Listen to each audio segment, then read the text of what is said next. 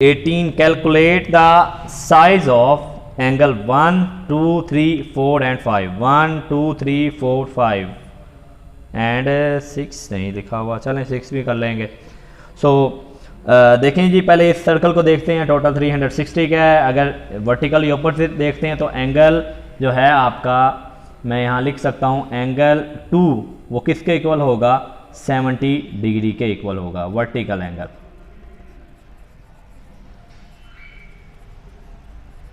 अब इसी तरह मैं इसको कर सकता हूँ, ये दोनों सप्लीमेंट्री एंगल्स हैं, इन दोनों को ऐड करता हूँ तो फिर क्या होगा, angle 3 plus 70 is equal to 180। ठीक है जी, तो मैं इसको लिख सकता हूँ एंगल सप्लीमेंट्री एंगल।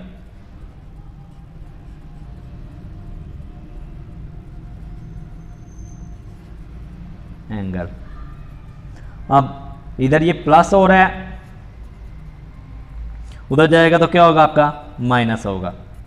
70 माइनस होगा, 180 में से 70 जाएगा तो 110 डिग्री एंगल 3 आ गया। तो एंगल 3 110 डिग्री है, तो इसके वर्टिकली ऑपोजिट जो है वो भी क्या होगा, 110 डिग्री के होगा। ये 2 जो है वो 70 डिग्री के होगा। तो मैं लिख सकता हूँ एंगल 1 जो है मेरा इज इक्वल टू है एंगल 3 के, तो एंगल 1 भी इक्वल होगा 110 डिग्री के। ओके, इसी तरह अब आपका ये दूसरा सर्कल है, मैं इसको कह सकता हूँ ये वर्टिकली ऑपोजिट एंगल्स हैं। एंगल 5 जो है वो इज इक्वल टू किसके है, 55 डिग्री के। सो ये सप्लीमेंट यहाँ लिख सकते हैं वर्टिकल एंगल, ये लें जी। अब सप्लीमेंट्री एंगल्स आ रहे हैं, ये आ रहा है, ये आ रहा है, 4 5 को ऐड कर सकता हूँ, तो मैं यहाँ कर रहा हूँ angle 6 plus 55 is equal to 180 जो है आपका सप्लीमेंट्री। मैं S डॉट A लगा देता हूँ। सो इधर प्लस हो रहा है, उधर जाएगा तो आपका क्या होगा, माइनस 55। अब 180 में से आप 55 को माइनस करते हैं तो आपके पास 125 डिग्री आ जाएगा। ठीक है जी। अब एंगल 6 आपके पास 125 है, तो सिंपल सी बात है, जो इसका वर्टिकली ऑपोजिट एंगल है एंगल 4 वो भी इज इक्वल टू किसके होगा, एंगल 6 के इक्वल होगा। अब ये वर्टिकल एंगल मैं यहां लिख सकता हूं angle 4 is equal to 125 degree. Okay, question number 19 की तरफ चलते हैं। Find the size of the angle mark from angle 1 angle 9 in the figure. हमने एंगल 1 निकालना है और एंगल 9 निकालना है। ठीक है जी, देखते हैं जी।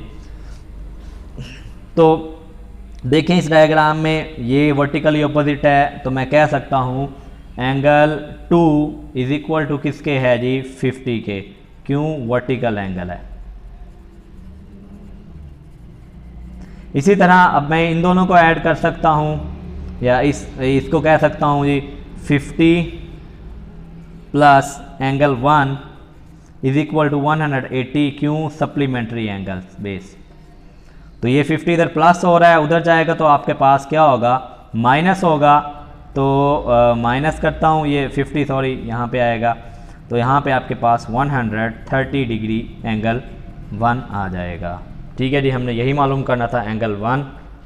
और angles mark from the 1 to 9। अच्छा, ये कंप्लीट मालूम करने हैं। ये 1 आपका क्या है जी, 130 है, तो सिंपली अब आप इसको कहते हैं जी, आपका अगर 1 ये है तो एंगल 1 इज इक्वल टू किसके है, एंगल 3 के। क्यों, सप्लीमेंट्री एंगल की बेस, वर्टिकल एंगल की बेस पे। किस बेस पे, वर्टिकल एंगल की बेस पे। तो वर्टिकल एंगल है जी।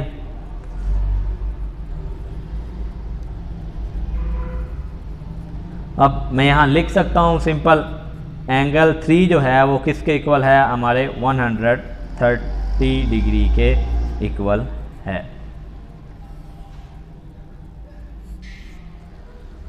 हम इसका बाकी पार्ट करते हैं जी।